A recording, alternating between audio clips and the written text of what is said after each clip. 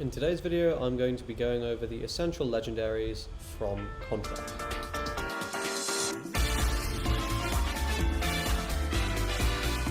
Okay, let's get started then. So our first legendary is Martial Harrier the Invincible. When this minion is in the rest state and is selected for one of your effects, once per turn this minion returns to the active state.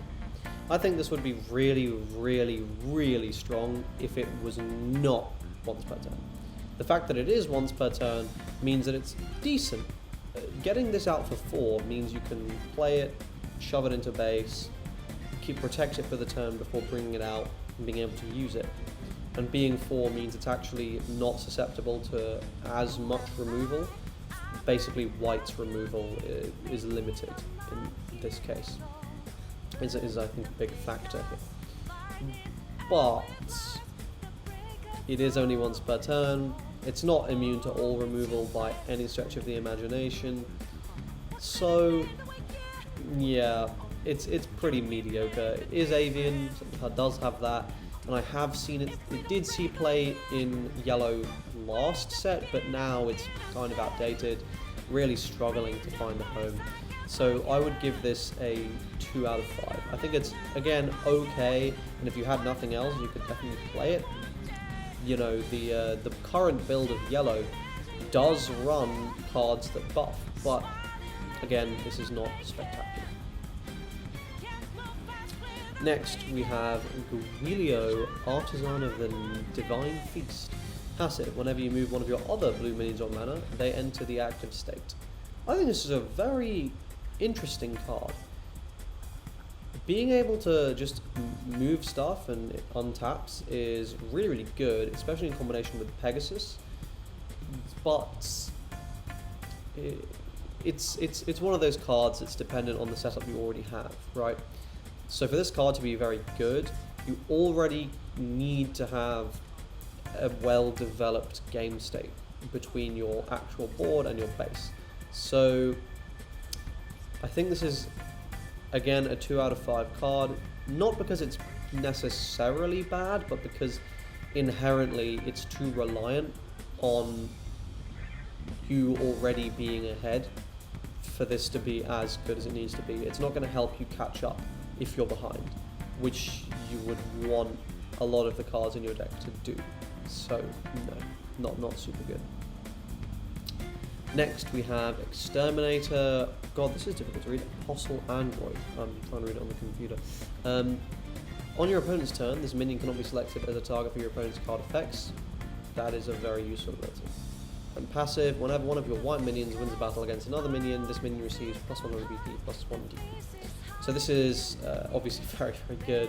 I'm sure you've seen this in every and their mum's white decks, right? Like this thing, you boost it with, I can't remember the name, but it's the one that makes you untap whenever it wins a battle against a 3 cost or lower, and this is super threatening, really annoying, very difficult to deal with, especially if your opponent refuses to attack on their turn, so you don't get flash timing. So all your removal effectively becomes dead against this thing. You're forced to just build something really big and hit over it. That was very difficult last format. This format, it's a lot easier. Red in particular used to really struggle against this card. Now they just boost one thing and they just smash over it with like ease. So yeah, still a very strong card. I would say this is a 4 out of 5 legendary. I think it still sees play and probably will for a good while to come. Next we have Black Saber Jaguar, King of the Jungle. On your turn, all mana with the boost effect in your base can grant effect even if they are in the rest state. This is a useful effect, but only if it was on perhaps a 1-drop, something that had the effect whilst in the base. Needing it on a 4-drop is pretty garbage, and a 4-cost 5/1 is not as if its stats are so good to make up for this kind of mediocre effect. So yeah, I'd give this a 2 out of 5. No, 1 out of 5. I'm going to say 1 out of 5. I think there's no chance we'll ever see play in the deck. Next we have Yazak, Commander of the Dark Knights. On your opponent's turn, the revenge effect of your minions is activated even during your opponent's turn. This is pretty good. I just don't think there's space, because if they... So, the scenario in which this is good is you play it. You have some revenge minions on the board already. The revenge minion part's pretty easy, especially in modern purple, where you've got Demobone and you've got the 2-drop demon. It's very common, not too difficult to have several revenge minions. However, this card is susceptible to pretty much every piece of removal in the format. Like, literally, I can't think of one that cannot target this card, because it's 5 costs, so it's susceptible to all of white. It's less than 600 DP, it's 500 DP even, so all of red's removal can affect it, including the minion-based removal.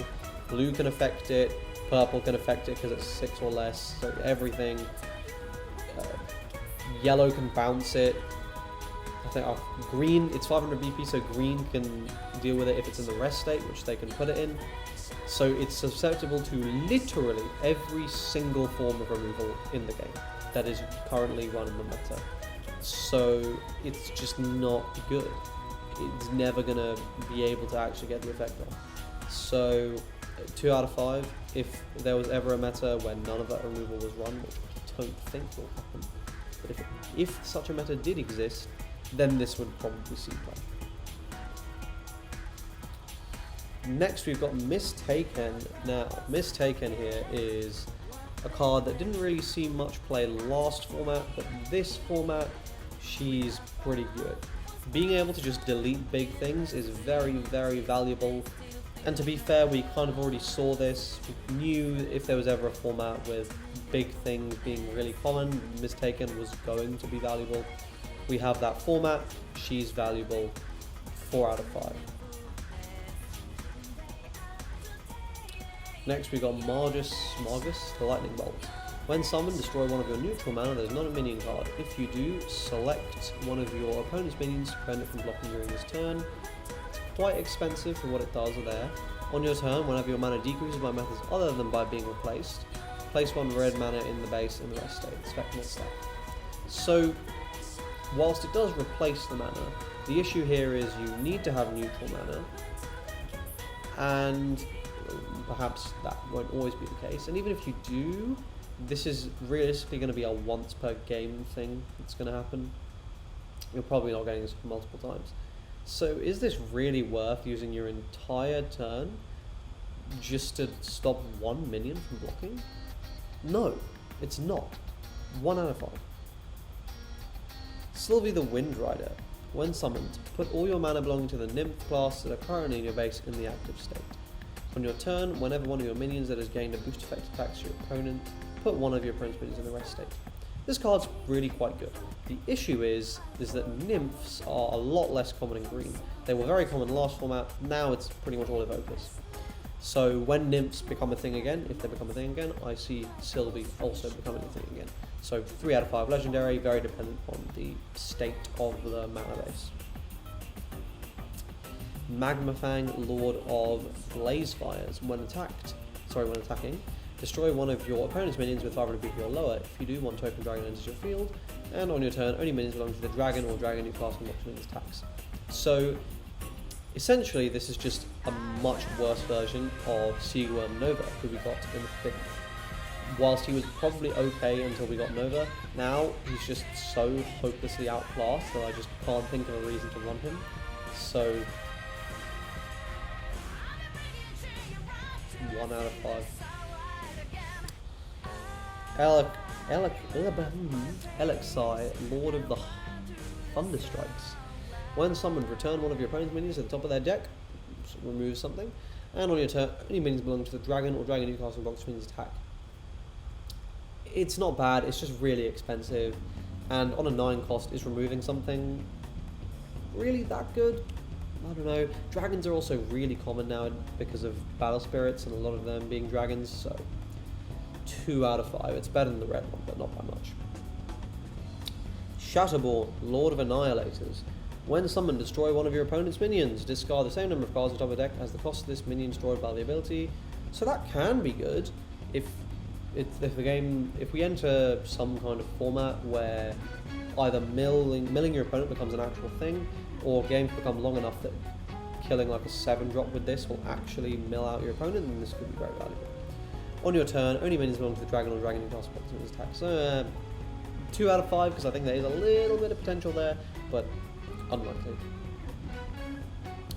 Next we've got Solrakia, Lord of Sunflares. On your opponent's turn, your opponent's minions enter the field in the rest state, and on your turn, only minions belong to the dragon or dragon class. Okay, so again, this has been power crept by Ares, the Zodiac Epic, the 8-cost if I'm forbidden. So 1, being kind of a worse version of an Epic, is a massive L, and 2, it's very difficult to think of a scenario in which this is actually valuable, because it can be removed still relatively easily. So yeah, 1 out of 5. Garethon, Lord of Jaw Crushers. When summoned at the start of your turn. On this turn, the next blue magic card you use will have a cost of 0. On your turn, only minions belong to Dragon. Okay. So this is not bad. This actually gives you something else to use. Now it is obviously dependent on your hand. However, having a high cost blue spell, at least like 4 or 5, to make this really valuable is not unrealistic. So I would say this is a 2 out of 5 card. If we ever got some crazy expensive blue card that was kind of built to deck around, you could potentially see this being used to cast it a turn early. You can see there's some kind of potential here in being able to get this off. But yeah, not amazing. Frieren, Lord of the Dread Frosts. When attacking, this minion deals damage. Banish all your opponent's lowest cost minions. And on your turn, only minions can... Okay, so banishing all your opponent's low cost minions is not bad, it's pretty good. However, it's very difficult to justify deck space with this guy with all the current white stuff we have that's so crazy, and white has some really, really strong end game things. So whilst this might see play in another colour, in white I think it's just not good enough. It's just too hard to find deck space, but it's not a bad card, so 2 out of 5. And I think finally, Lord Empyrean the Celestial. Swoop. When summoned, all your colour mana enters the active state. You can only activate the ability once per turn. So I think this is pretty good, actually. Swooping in, a really big thing, and then also getting back most, if not all of your mana. Probably just most, though. At least 5 to 6 mana by the time you're able to play this dude. It is good. It gives you access to something else. It gives you a big body to come in. I'm a fan of this. I think this is a 3 out of 5 card. 2 to 3, 2.5 out of 5. It's not bad, it's just one of those things where you have to get all the way to the end of the game for it to really see play, and you're kind of usually reduced to top decking at that point. And also, it's very likely your Phoenix might have been destroyed by this point, so perhaps you're passing your turn to do this. So, if things line up, it's actually not bad, but if things don't line up, it's like a super dead card. So actually, I'll give it a 2 out of 5, not a 2.5. And that is everything. So overall, what are the legendaries that are worth keeping in mind? Well, I would say they are the 4-cost android. Mistaken obviously is probably the best legendary at this point. Sylvie the Wind Rider is also quite good, but yeah, that's kind of it, really. It's just those 3. Again, Contract is one of those sets that is not super format relevant. Really, the big ones have been quite recent. So, with that all being said, I hope you enjoyed this video. If you did, please drop a like. Please comment any new videos, any content you would like me to make, and please subscribe to the channel. I am trying to hit 1,000 subscribers by the end of the summer. Money, better videos, that's why. Thanks for watching this one, and I hope to see you in tomorrow's video. Cheers.